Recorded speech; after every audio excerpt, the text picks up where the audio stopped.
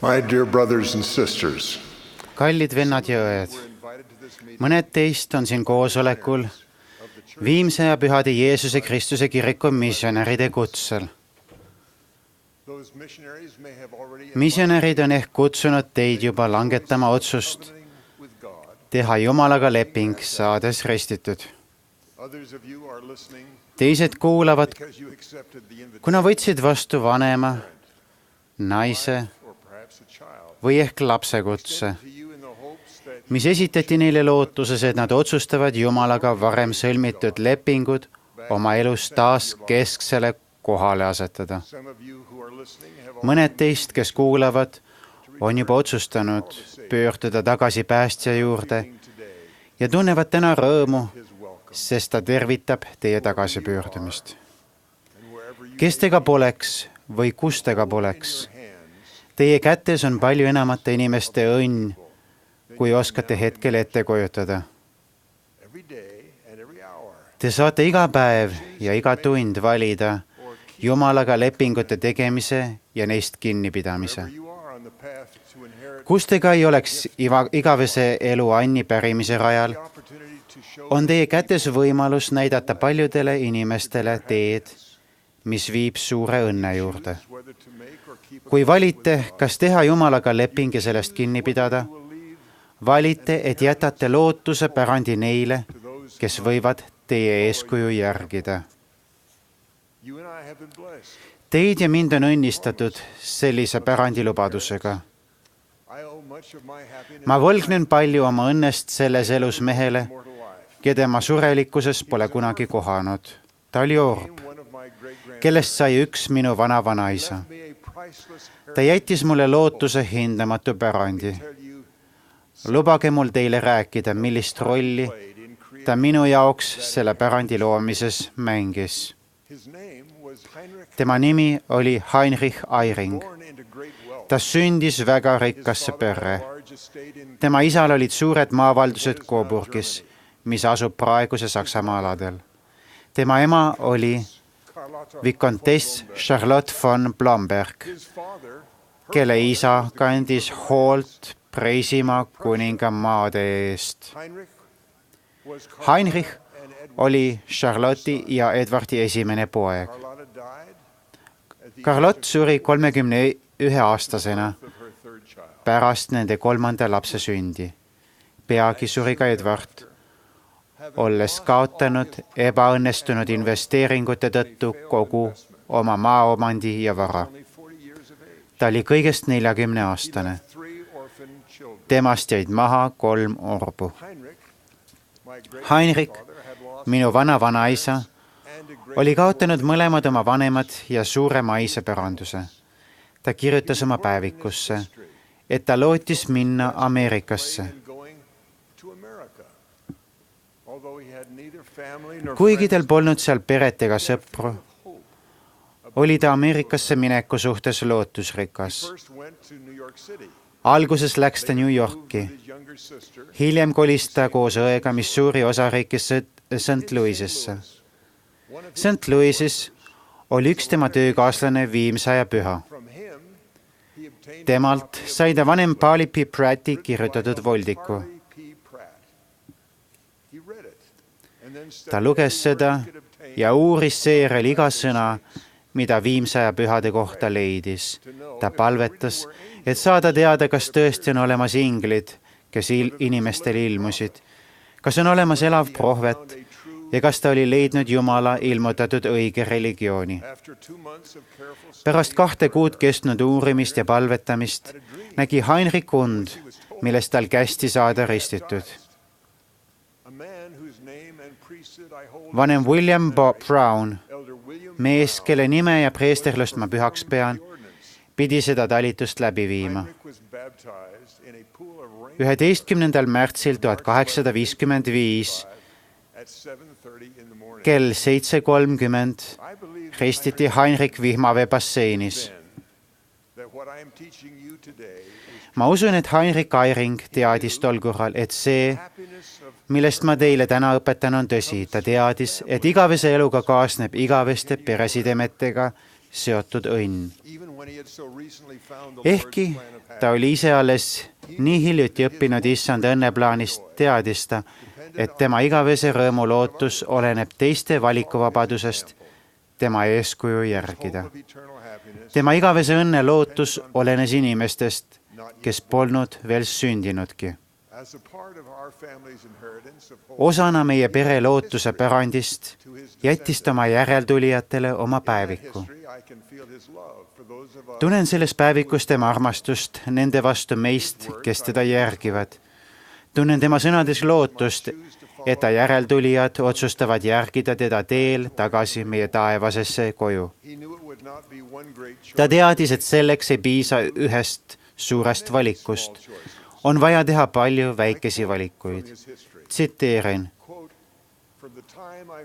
Ajast, mil ma esimest korda kuulsin vanem Andrust kõnelemas, olen ma alati osalenud Viimsaja pühade koosolekul ja väga harva on ette tulnud seda, et ma olen mõne koosoleku vahele jätnud, sest ma tean, et minu kohus on seal käia. Kirjutan sellest oma päevikus, et minu lapsed võiksid järgida minu eeskuju ja mitte kunagi jätta hooletusse tähtsat kohustust koguneda koos pühadega. Heinrich teadis, et saame sakramendi koosolekul uuendada oma lubadust, pidada päästjat alati meeles, et tema vaim oleks koos meiega. See vaim toetas teda missionil, kuhu teda kõigest mõni kuu pärast ristimislepingu vastuvõtmist kutsuti. Ta jättis oma pärandina eeskuju, olles 6 aastat ustav missionär kohas, mida tol ajal kutsuti indiaanlaste territooriumiteks. Selleks, et teda missionitööst vabastataks, kõndis ta maha umbes 1700 kilomeetrit Oklahomast Salt Lake Citysse. Varsti pärast seda kutsus Jumala prohvet teda kolima Lõuna-Juutasse. Seal võttis ta vastu järgmise kutse teenida missionärina oma sünnimaal Saksamaal. Seejärel võttis ta vastu kutse issanda Jeesuse Kristuse apostlilt aidata rajada Viimsaja pühade asundusi Mehhiko põhjaosas. Sealt kutsuti ta põhimissionäriks Mexico Citysse. Ta austas neid kutseid.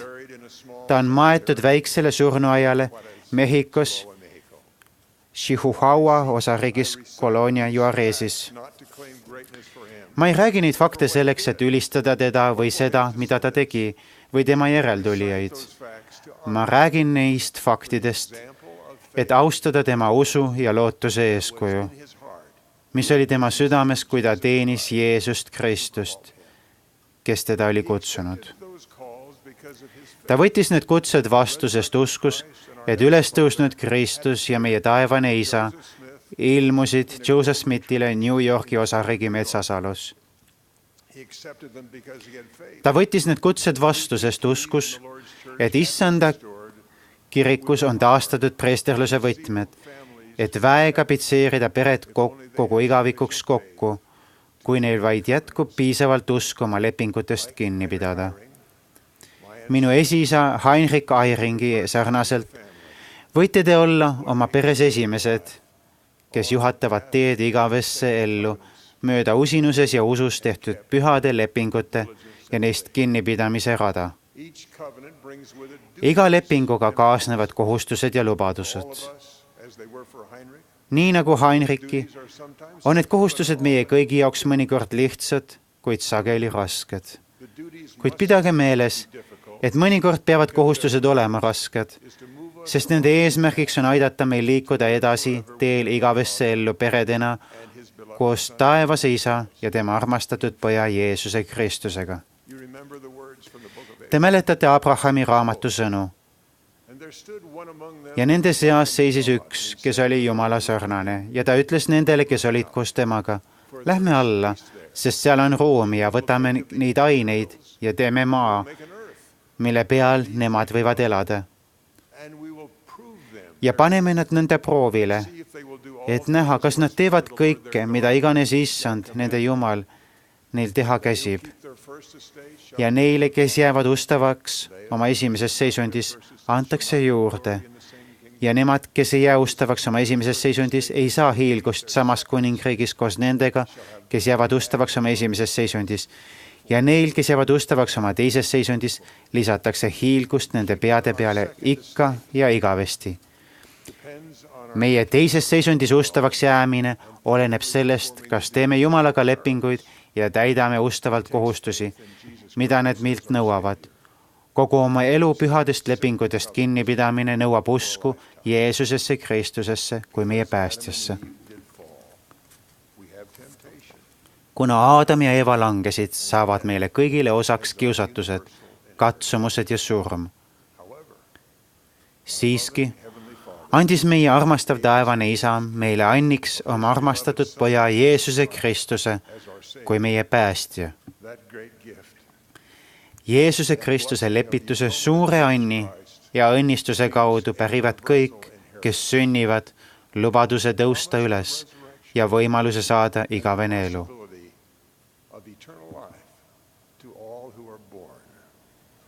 The greatest of all the blessings of God Igavene elu, suurim kõigist Jumala õnnistustest, saab meile osaks vaid siis, kui sõlmime Jeesuse Kristuse õiges kirikus lepingud, mida on võimalik tema volitatud teenijate kaudu saada. Langemise tõttu vajame kõik ristimise puhastavat mõju ja käte peale panemise kaudu saadavat püha vaimu andi. Neid talitusi peavad läbi viima need, kellel on vastav preesterluse volitus. Seejärel võime Kristuse vaimu ja püha vaimu abiga pidada kinni kõigist Jumalaga sõlmitud lepingutest, eriti neist, millest on võimalik osa saada tema templis. Üksnes nii ja üksnes sellist abi kasutades saab igaüks Jumala lapsena nõuda oma õiguspärast pärandit igaveses peres.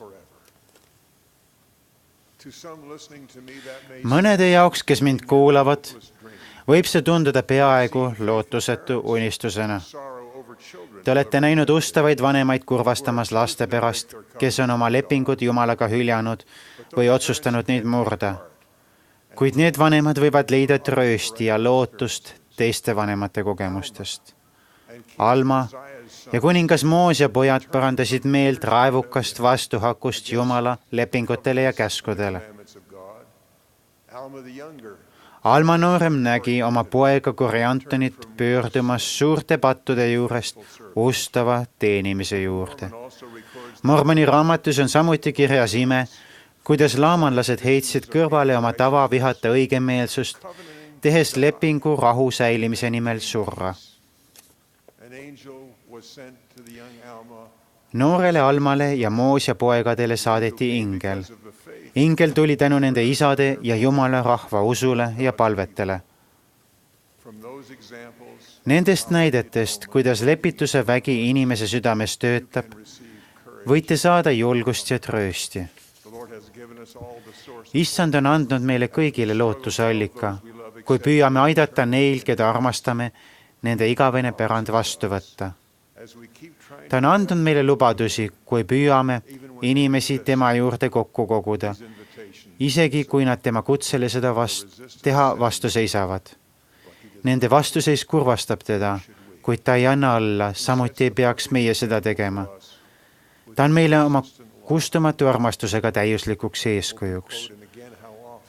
Ja taas, kui sageli ma olen tahtnud teid koguda, nagu kana kogub oma tibud oma tiibade alla. Jah, oo teie Iisraeli koja rahvas, kes te olete langenud, jah, oo Iisraeli koja rahvas, nii teie, kes te asute Jeruusalemmas, kui ka teie, kes te olete langenud. Jah, kui sageli ma olen tahtnud teid koguda, nagu kana kogub oma tibud, aga teie ei tahtnud. Me võime loota päästja lakkamatule soovile tuua kõik taevas isa vaimulapsed tema juurde koju tagasi. Iga ustav lapsevanem, vanavanem ja vana-vanavanem soovib sama. Taevane isa ja päästja on meie täiuslikud eeskujud sellest, mida me saame teha ja peame tegema. Nad ei sunni kunagi õigemeelsust peale, sest see tuleb ise valida. Tänu neile hakkame me õigemeelsust ära tundma ja nad lasevad meil näha, et õigemeelsuse viljad on ihaldusväärsed.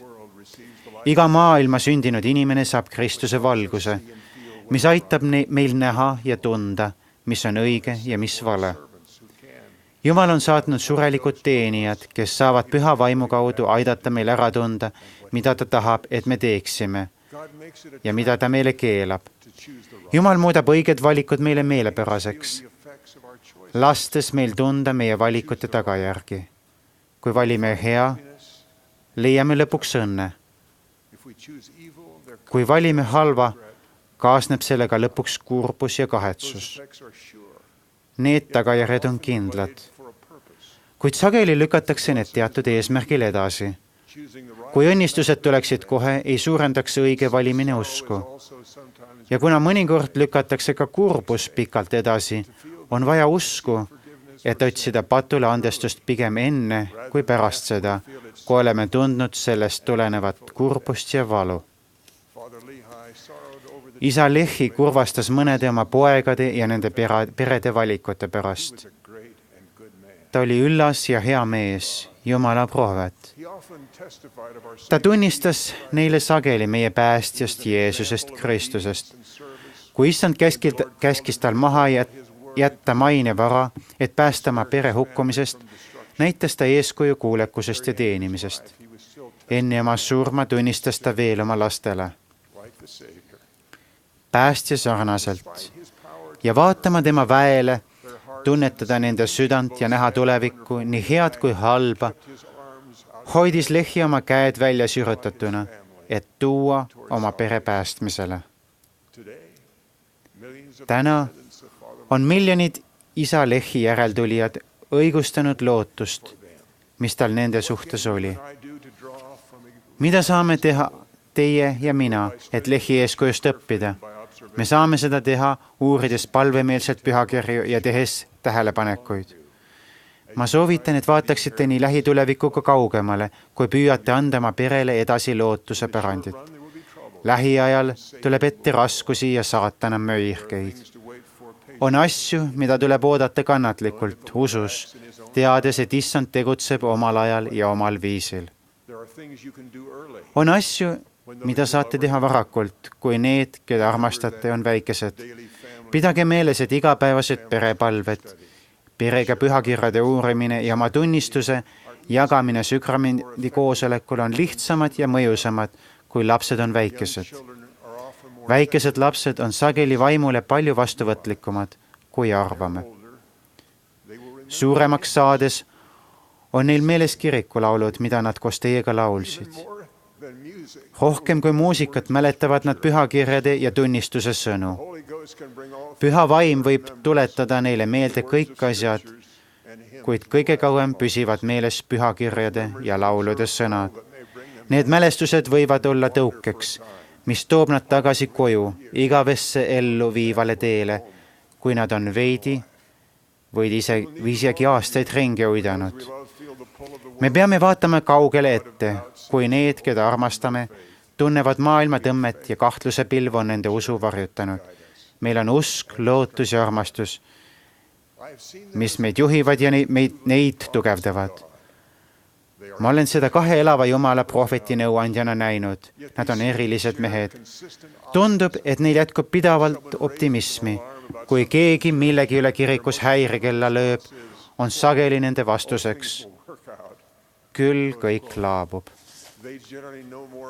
Üldjuhul teavad nad probleemist rohkem kui need, kes häirekella löövad. Nad teavad ka issanda teed ja nii on nad tema kuningriigi osas alati lootusrikkad. Nad teavad, et tema on selle juht. Ta on kõikvõimas ja ta hoolib. Kui lubate tal olla teie perejuht, siis kõik laabub. Mõned Heinrich Eyringi järeltulijad paistavad olevat uitama läinud, kuid paljud tema lapselapselapsed lähevad hommikul kell 6 Jumala templisse tegema talitusi esivanemate eest, kellega nad pole kunagi kohtunud. Nad teevad seda tema jäetud lootuse pärandi tõttu. ta jättis pärandi, mida paljud tema järeltulijatest on soovinud. Pärast kõike, mida me saame usus teha, õigustab Issand meie lootusi saada oma perele suuremad õnnistused, kui oskame ette kujutada. Ta soovib nii neile kui meile, oma lastele parimat. Me kõik oleme elava Jumala lapsed. Jeesus, natsaretlane, on tema armastatud poeg ja meie ülestõusnud päästja. See on tema kirik.